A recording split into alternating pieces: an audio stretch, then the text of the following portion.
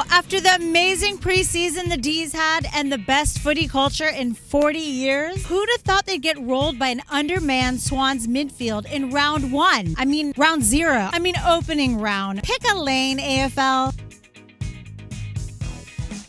Welcome back, footy friends, to AFL from LA. I'm your host, Cindye, and I'm standing here in front of our beloved Vista Theater, which owner and legendary director Quentin Tarantino just refurbished. It was a nice few months off from footy. I managed to mend all my neglected relationships just in time to up again. Sorry, Monica, can't do brunch. I've got footy to watch. So let's get to the hot, sweaty action of opening round. Defeated, demoralized, depressing. Wow, after the amazing preseason the D's had and the best footy culture in 40 years, who'd have thought they'd get rolled by an undermanned Swans midfield in round one?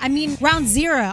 Opening round. Pick a lane, AFL. No Mills, no Parker, no Adams, no worries. Chief Demon Slayer Isaac Heaney said, "Follow me, boys," racking up 18 contested, 13 clearances, and 7 tackles against the best midfield in the comp. Is BT still going on about Clary's 29 possessions? But the biggest demon slayer of them all, Brodie effin' Grundy, who the Swans got in last year's Black Friday sale from the D's. Suffering from a terrifying jellyfish sting, the Ruck Daddy doubled Max Gunn's disposals, had 7 more clearances, and more importantly, got the interview with Abby after the game. Nice work, Abs. Kingy said adding a ruck like Grundy changed the Swans' contested profile. So smart. Gee, imagine if a team had both Max Gawn and Brodie Grundy. Look, I could go on about the black hole that is Melbourne's forward line, their goal-kicking misadventures, 20% accuracy in the first half, or how Max doesn't like the rough stuff. But it's only round one.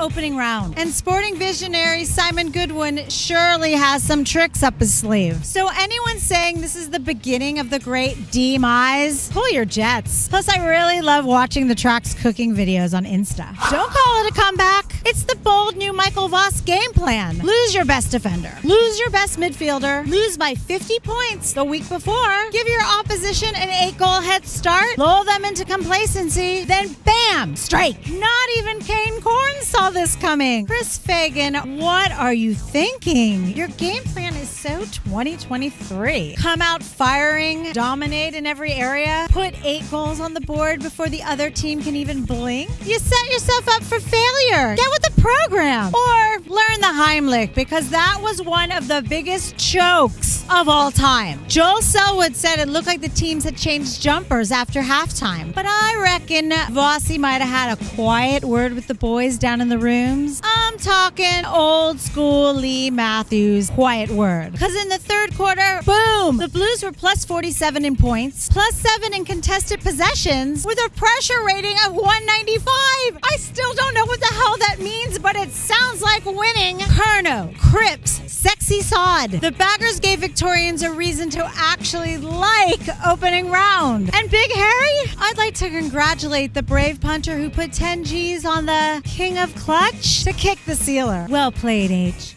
Look, Brizzy is stacked with talent, have a real home ground advantage, and their music after goals is kind of banging, but something's just not right about them. And with Kitty Coleman out for the season and Will Ashcroft months away, I'm wondering if the Gabatois is actually the Gabana. For the Blues, I'm a believer. And with 8 of their next games in Melbourne, including Richmond and North, fun times ahead. No, we are not living in an alternate reality. Gold Coast are on top of the ladder with a percentage of 165. Matty Rao racked up 26 contested possessions and 20 clearances. And Richmond fans booed triple premiership winning coach Damien Hardwick. But the real spectacle at Carrara was between Gary Lyon, Jonathan Brown, and Alistair Lynch for who could fit into the tightest pair of skin skinny jeans. Sure, Richmond's attempt to pull off the greatest comeback since Carlton's the day before was fun for about 20 minutes, but it had nothing on the Fox footy commentators duking it out in the denim agility stakes. Not sure how Jack Riewoldt felt standing there next to him in his regular fit khakis, but I'm guessing he had a much easier time breathing, especially in that Queensland heat. So once again, thanks Fox Footy for the first-rate commentary team. Sometimes it's their words that leave me scratching my head, and sometimes...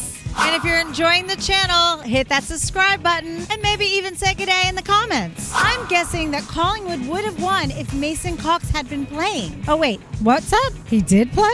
Anyone else hearing a big sound? No, not of Mason Cox sooking his way back to Victoria. Of the mighty GWS Giants. Kingy said that the Giants' chances this year all came down to one thing and one thing only: Tobias Green. Well, Tobes didn't do a whole lot, but somehow the Giants managed to beat the reigning premiers by nearly 6 goals. Hogan, Daniels, Green, Brown. You should look them up, Kingy. And didn't you just love the build-up to this game? The Giants' social media team took it to new levels, making Pies fans saltier than ever. And for neutrals, who doesn't like a salty Pies fan? But I gotta give it to Craig McRae, who said he loves the banter and the emerging rivalry. Class act, that fly. Look, Collingwood's got game. They play one of the most exciting brands of footy, and they'll be contending again this year. But the Giants are just so damn sexy, ooze talent across every line, and have the perfect blend of nasty and nice. Plus, their song is badass. They've got 3 buys coming up: North, West Coast, and the actual buy. Plus, the sting of last year's prelim still keeping them up at night. So if I was going to be putting my Bitcoin on who's going to be holding up the cup in September, it ain't Collingwood.